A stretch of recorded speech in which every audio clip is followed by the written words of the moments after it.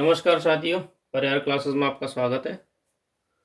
हम general science को पढ़ रहे हैं, जिसमें ये हमारी आज 10वीं वीडियो है। चलिए शुरू करते हैं। समताप मंडल की परत कितने किलोमीटर तक फैली हुई है? तो वह 18 से 32 किलोमीटर तक ऊंचाई में फैली हुई है। इसके नीचे क्षोभ मंडल है। समताप मंडल के कितने किलोमीटर भाग में तापमान में परिवर्तन नहीं होता है? तो वो लगभग 20 किलोमीटर तक कोई परिवर्तन नहीं होता टेम्परेचर में।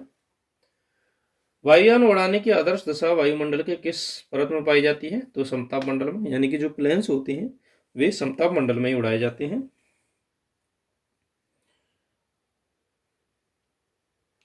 ध्रुवों पर वायुमंडल की किस परत की मोटाई सबसे ज्यादा है? तो वह है समताप मंडल।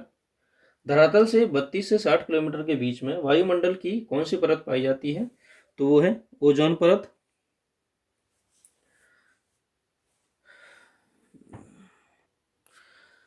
हमारा अगला फैक्ट है कि पृथ्वी का सुरक्षा कवच किसे कहा जाता है? तो ओजोन मंडल को कहा जाता है। ओजोन परत की मोटाई मापने में कौन सी इकाई का प्रयोग किया जाता है? तो डाउसन इकाई का यूज किया जाता है।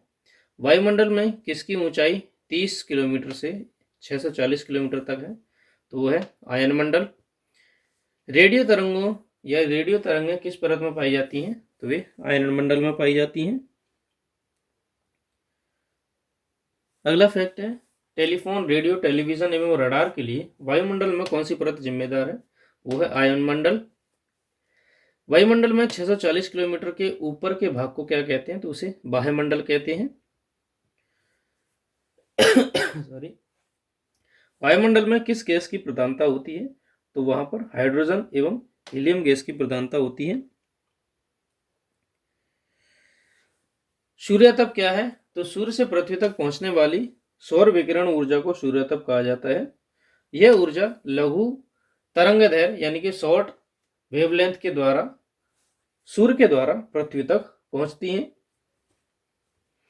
वायुमंडल की बाहरी सीमा पर सूर्य से प्रति मिनट प्रति वर्ग सेंटीमीटर कितनी ऊष्मा निकलती है? तो प्रति मिनट प्रति वर्ग सेंटीमीटर 1.94 कैलोरी ऊष्मा निकलती है।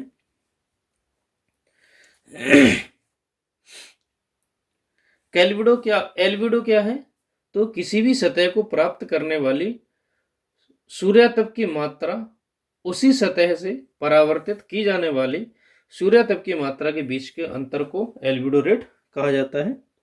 यानी कि उदाहरण से देखते हैं कि जैसे ये सतह है, तो सूर्य से कितनी मात्रा में सनलाइट आई और कितनी मात्रा में सनलाइट वापस गई। ये वापस जा रही हैं, ये आ रही हैं, तो इनके जो बीच का अंतर होगा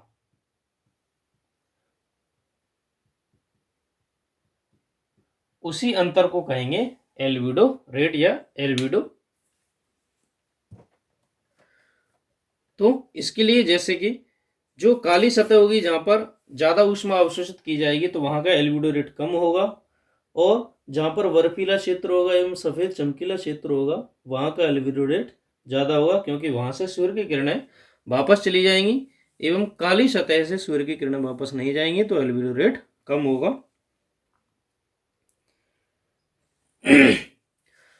अगला फैक्ट है, तापमान किसे कहते हैं? तो भूतल से करीब 1 मीटर ऊपर स्थित वायु की गर्मी को उस स्थान का तापमान कहते हैं। दैनिक तापांतर क्या है? कि किसी स्थान पर किसी एक दिन के अधिकतम तापमान और न्यूनतम तापमान के बीच के अंतर को दैनिक तापांतर कहते हैं।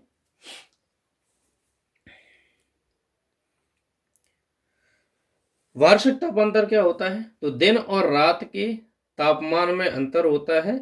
उसी प्रकार ग्रीष्म और शीत ऋतु के तापमान में भी अंतर होता है। एक वर्ष में किसी ऋतुओं में टोटल जो तापमान का अंतर होगा उसे ही वार्षिक तापांतर कहते हैं।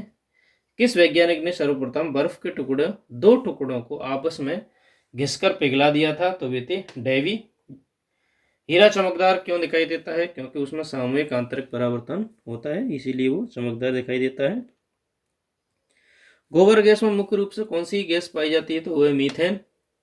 कौन सा आहार मानव शरीर के नए ऊतकों में वृद्धि के लिए पोषक तत्व प्रदान करता है? तो वह है पनीर, क्योंकि प्रोटीन सबसे ज्यादा टिश्यूज बनाता है।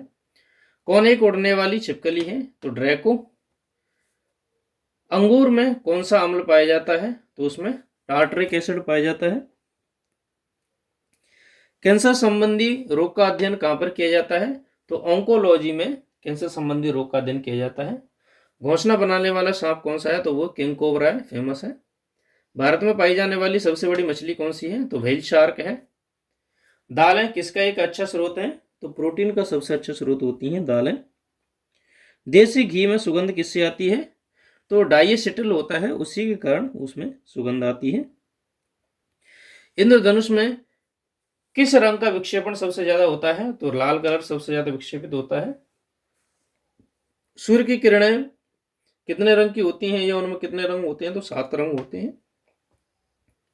टाइपराइटर यानी कि टंकन मशीन का आविष्कार किसने किया था? तो सोल्स ने किया था। सिरका को लैटिन भाषा में क्या कहते हैं? तो एसीटम कहा जाता है उसे। दूध की शुद्धता को मापने के लिए कौन सा यंत्र यूज किया जाता है? तो वह है लैक्टोमीटर। पृथ्वी पर सबसे अधिक मात्रा में पाए जाने वाला धातु तत्व कौन सा है? तो वह है एल्यूमिनियम। मोती मुख्य रूप से किस पदार्थ का होता है? तो वो कैल्शियम कार्बोनेट का बना होता है। मानव शरीर में सबसे अधिक मात्रा में कौन सा तत्व पाया जाता है? तो वह है ऑक्सीजन। आम का वानस्पतिक नाम क्या है? तो मैंगीफेरा इंडिका उसका नाम है। कॉफी पाउडर के साथ मिलाया जाने वाला जो चिकोरी चूर्ण होता है वह कहां से प्राप्त होता है? तो वह जड़ से प्राप्त होता है। विटामिन सी का सबसे अच्छा स्रोत कौन है? आंवला। सबसे अधिक तीव्र ध्वनि कौन उत्पन्न करता है? तो बाघ। मानव शरीर में सबसे लंबा कोशिका या सबसे लंबी कोशिका कौन सी है? तो वह तंत्र का तंत्र है। दांत मुख्य रूप से किस पदार्थ के बने होते हैं? तो वे डेंटाइन के बने होते हैं। किस जंतु की आकृति पैर की चप्पल के समान होती है? तो पैरामीशियम चप्पल के समान होता है। निम्न में से किस पदार्थ के प्रोटीन नहीं पाया जाता है? तो चावल में प्रोटीन नहीं पाया जाता है। मानव मस्तिष्क में लगभग कितना वजन होता है? तो 1350 ग्राम लगभग उसमें वजन होता है। रक्त में पाई जाने वाली धातु कौन सी है? तो वह आयरन, लोहा। मांसपेशियों में किस अम्ल की के एकत्रित होने से थकावट होती है? तो लैक्टिक एसिड आ जाता है जिससे शरीर में थकावट उत्पन्न होती है। किण्वन क्या है? तो दूध का खट्टा होना, खाने की ब्रेड का बनना एवं गीले आटे का खट्टा हो जाना किण्वन कहलाता है। केंचुए की कितने आंखें होती हैं? तो उसकी एक भी आंख नहीं होती है। वह रासायनिक तत्व जो कि प्रोटीन की पहचान कराता है? तो नाइट्रोजन प्रोटीन की पहचान कराता है। वह तत्व जो जल में तैरता है? तो सोडियम जल में तैरता है। मोमबत्ती की लौ का बाहरी भाग नीला क्यों होता है? क्योंकि वह नाइट्रोजन के संपर्क के कारण नीला हो जाता है। पानी में सोडियम डालने से या उस पर डालने पर जलने लगता है, तो जलने वाली गैस कौन सी होती है? तो हाइड्रोजन उसमें जलने लग जाती है। निम्न कौन सी निष्क्रिय गैस वायुमंडल में सर्वाधिक मात्रा में पाई जाती है? तो वह है ऑर्गन। येलो केक किसे कहा जाता है? तो यूरेनियम ऑक्साइड को येलो केक कहा जाता है। तो आज की वीडियो में सिर्फ इतना ही। वीडियो को अंत तक देखने के लिए धन्यवाद। Thank you.